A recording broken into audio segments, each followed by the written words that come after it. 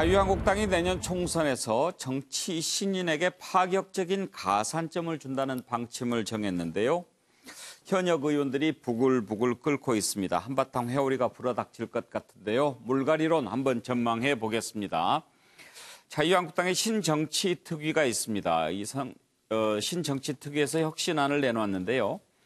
정치 신인에게는 50% 가산점, 그리고 청년과 여성 후보에게는 또 최대 40%까지 가점을 주기로 했습니다. 그렇지만 중징계를 받았거나 탈당한 이력이 있는, 그리고 경선에 불복한 인사는 30% 감점을 하는 그런 안을 내세웠습니다.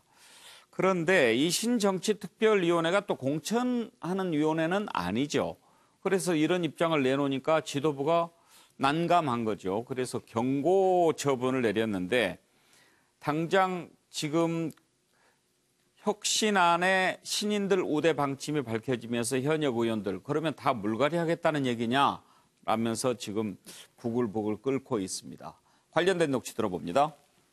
내년 총선을 이기는 공천이 돼야 된다. 네. 그 과반을 목표로 과반 이상을 그러다 보니까 저희가 그런 대전제하기 때문에 네. 뭐 신인이라고 그래서 뭐 자격이 만약에 우리 이제 미리 공천관리위원회에서 이제 자격 심사를 하죠. 정치 신인이면 이제 선거에 출마를 해본 경험이 없는 네. 이제 순수한 이제 어떻게 보면 진짜 정치 신인이죠. 네. 그래서 50% 가산점이 된다 하더라도 네. 무조건 현역이 뭐 참 성실하게 열심히 지역 주민의 지지를 받는다면 뭐 현역들이 충분히 뭐 평가받고 살아남을 수 있는 네. 그런 여지는 뭐 충분히 있다고 봅니다. 자, 박정희 의원 궁금합니다. 박 의원은 출마해서 국회의원도 됐으니까 신인은 아니죠. 네, 가점은 못 받는 거죠. 네. 그런데 현역 의원들 물갈이하면 그건 좀 도움이 됩니까? 어떻습니까? 제 입장에서는 도움이 되죠. 제가 지금 포천 가평에서 현역 의원하고 경쟁을 하고 있기 때문에요. 예. 그런데 이제 신인들에게 가점을 준다 하더라도 그게 득표율의 20%, 득표율의 50%이기 때문에 사실 무슨 총점에서 50%가 아니거든요. 그러니까 역량이 있는 신인이 오면 도움이 돼요. 그런데 지금 한국당이나 민주당이나 보면은 이 경선 구조를 대개 당원 50%, 일반 국민 50%를 하고 있는데 예. 현역 의원들이 당원들을 많이 확보하고 있거든요. 예. 그러니까 신인들이 한 20, 30% 가점을 받는다 하더라도 현역 의원에게 그게 유리한 구도가 아닙니다. 실제로.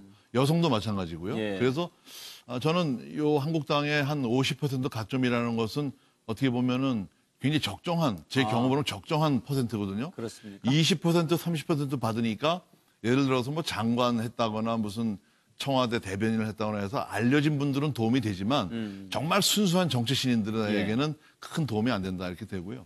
지금 한국당에서 이제 물갈이 때문에 부글부글 하다고 하는데 지금 한국당의 지도 체제가 조금 허술하지 않습니까? 리더십의 위기라고 그러고. 그런데 그게 자기한테 좀 불리하다 하면은 무조건 옛날 얘기를 또 꺼내요. 뭐 친박 학살이냐, 뭐 친이 학살이냐 이런 식으로 그렇게 하면 안 되고 지금 국민들에게 호응을 얻으려면 국민 눈높이에 맞는 정치 룰, 선거 룰을 정해서 그대로 가면 됩니다. 가장 좋은 건 경선이고 그다음에 전략적으로 이런 분이 당에 필요하다 하면은 당 지도부가 매를 맞더라도 그런 분들을 전략 공천하고 책임을 지는 이런 게 돼야 되는데 과거에 보면 이제 밀실 공천해서 그런 얘기를 못 들으니까 이렇게 무슨 과학적인 틀을 짠다고 하는데 그 틀이 과학적이지도 않고 사실 나중에 보면 또 무너지거든요. 예. 네. 그런데 최근에 알았는데 청년 가산점을 받는 청년의 기준이 49살이라고 하더군요. 지금 한국당의 기준으로 보면은 뭐 20세부터 35세 5년 단위로 끊어놨다고 예. 그러더라고요. 근데 정당이 지금 많이 노령화가 돼서 예. 젊은 사람들이 거의 없어요. 이러다 보니까 청년 당원의 기준이라는 게 과거에는 45세 기준으로 한 적이 있었고 또 40세 기준으로 그 아래를 이제 청년이라고 한 적이 있거든요. 근데 45세면 청년이 아니라 중년이죠, 장년이죠.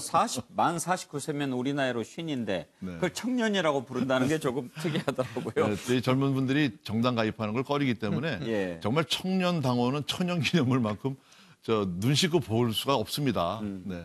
그러면 30대가 가면 한 70% 줍니까?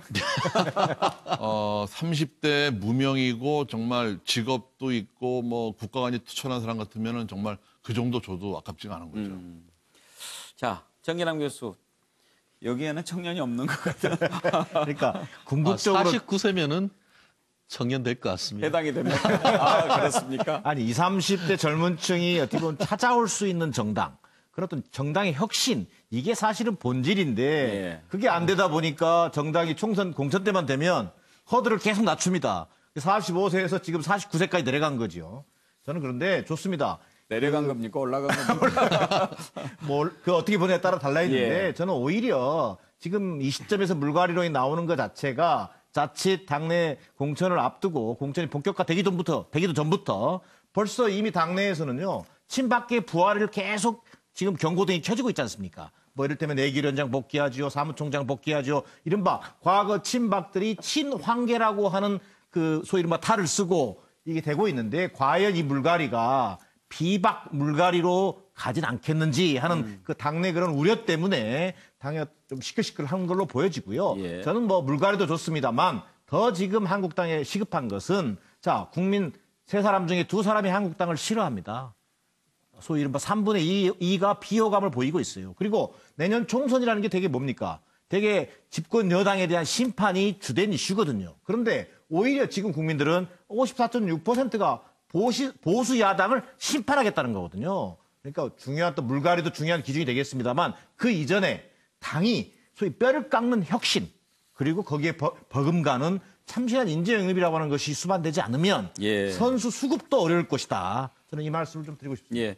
최수영 교수께서는 물갈이론 어떻게 보셨습니까? 역대 어느 선거도 물갈이를 내세우지 않은 선거는 없었습니다. 항상 그랬어요. 항상. 맞습니다. 예. 그 사실 식당이 신장 개업하는 방법이 두 가지입니다. 예. 첫째 간판 바꾸는 거, 예. 두 번째 메뉴 바꾸는 메뉴 거. 바꾸는 거. 근데 사실 정당이 간판 바꾸면 큰일 나잖아요. 예. 아주 비상 상황일 때만 간판 바꾸잖아요. 그러면은 메뉴 바꾸는 게 신장 개업에 가장 좋은 방법이니까 계속 역대 어느 선거도 얘기하지 않은 적이 없었어요. 근데 중요한 거는 사실 이렇게 해도 현역이 유리합니다. 현역이 사실 굉장한 그 유리한 점을 갖게 돼 있어요. 그렇죠. 예, 그래서 사실 이게 굉장히 넘기 어려운 벽인데, 그래서 저는 정말 물갈이 하고 싶으면은 당원 당규가 규정한 단수 추천자, 그다음에 우선 추천제를 활용하면 됩니다.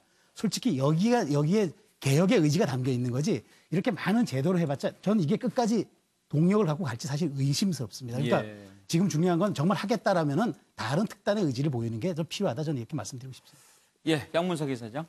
예, 현역 의원들의 헐리우드 액션이다. 저는 이제 그렇게 이제 보는데요. 예를 들면 정치 신인이 당내 경선에서 10%를 얻어서 100%를 받는다 하더라도 전체 20%잖아요. 10의 그 배수니까. 그 정도로 아까 그 박종희 전 의원도 이제 지적을 했던 것처럼 자신의 득표에 대한 가산점이기 때문에 기본적으로 팽팽한 접전을 이룰 때 그 외에는 예. 현실적으로 그 현역 그 당협위원장을 뛰어넘기 힘들다고 보는 거고요.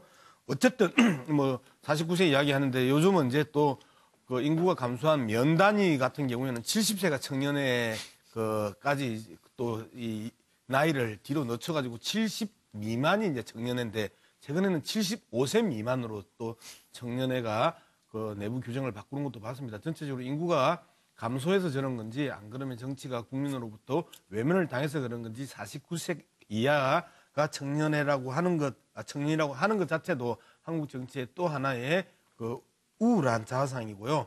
마지막으로 한교안 대표의 시험대라고 생각합니다.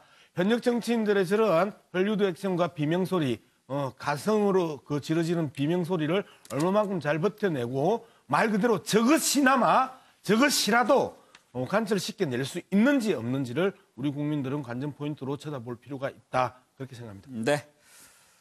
자, 오늘의 마지막 이슈로 넘어가겠습니다.